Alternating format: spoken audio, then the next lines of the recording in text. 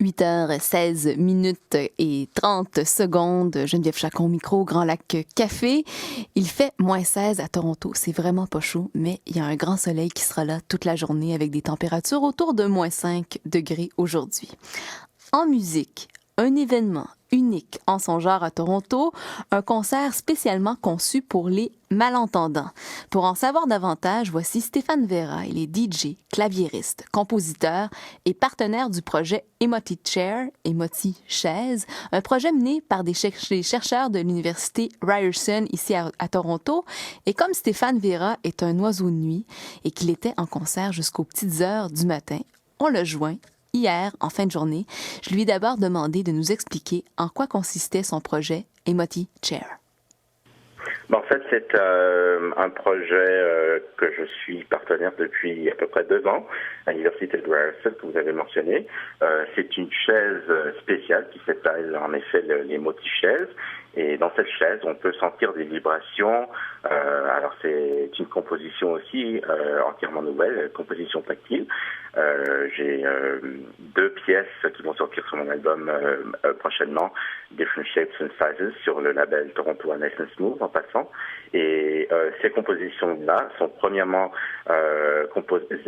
c'est les vibrations qui sont composées au début, et après tout l'instrumental, tout ce qui est instrumental en haut de ça. Ouais.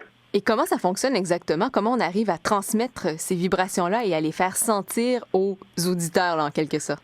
En fait, on a de la recherche où placer les baffles spéciales. Donc, c'est une chaise qui transmet les fréquences hautes un peu plus haut vers le dos, et puis les fréquences plus basses, bien sûr, vers le bas.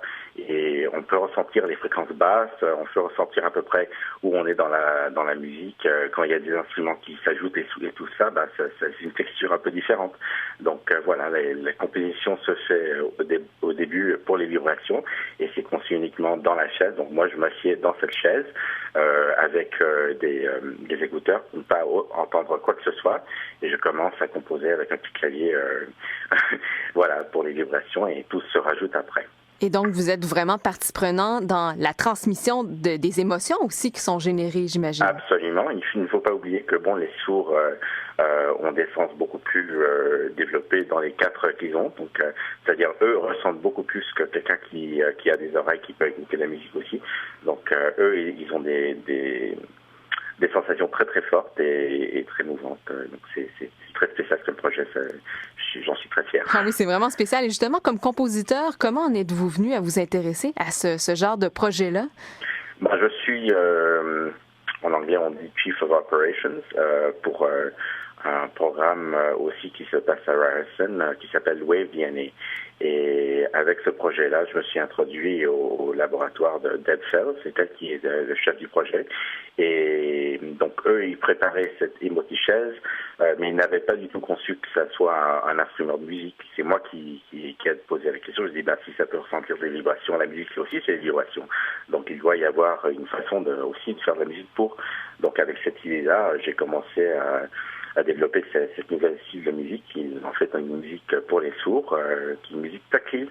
Donc c'est entièrement nouveau, mais en tout cas c'est tout nouveau comme recherche. Moi, ça fait à peu près 2 ans que je suis là, donc c'est dans 2 ans ce qu'il va y avoir dans cette chaise.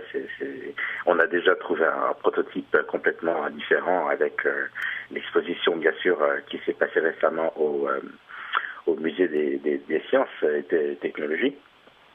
Donc cette chaise était placée là-bas pendant 4 mois, et maintenant il y a un prototype entièrement nouveau avec des meilleurs capaciteurs, des meilleures façons de spécifier le maximum pour ces fréquences. Et est-ce que vous pensez que le concept pourrait être reproduit commercialement, par exemple, dans d'autres, peut-être même d'autres domaines? Oui, absolument. Il y a déjà un théâtre, on ne peut pas le nommer bien sûr, mais il y a déjà un théâtre à Toronto qui a exprimé vouloir peut-être avoir de ces chaînes dans leur théâtre pour les sourds, pour qu'ils puissent mieux suivre l'histoire. Parce que des fois, dans un film, ça arrive souvent où il y a une minute ou 2 de silence.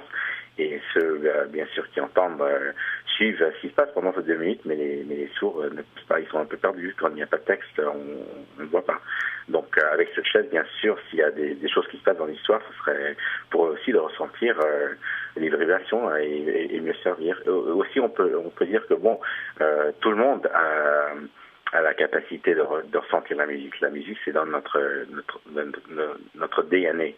Et même dans nos gènes, en fin de compte. Dans nos gènes, absolument, oui. Moi, je dis oui, DNA, parce que bien sûr la compagnie, mais non, c'est absolument, c'est dans nos gènes.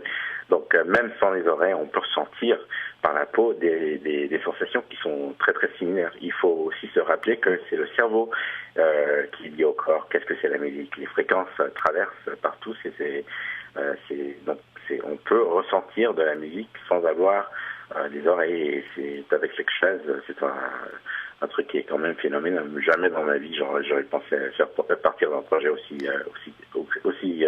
bien et aussi étonnant, moi je dirais étonnant, absolument, voilà. Eh bien, merci infiniment Stéphane Vera de nous avoir expliqué tout ça, de nous avoir amené aussi dans votre monde à vous. Pour les curieux ou les amateurs de musique, le concert aura lieu le 5 mars prochain, c'est à la Taverne Clinton sur la rue Bloor West à Toronto. Mm-hmm. Et puis on se laisse sur une de vos compositions, Stéphane Vera, Pacific Morning. Oui, c'est une composition il y a quelques années déjà, mais c'est une composition qui est sortie sur un label de Chicago. Donc, Pacific Morning. Merci beaucoup, Stéphane Vera. C'est moi qui vous remercie. Au revoir.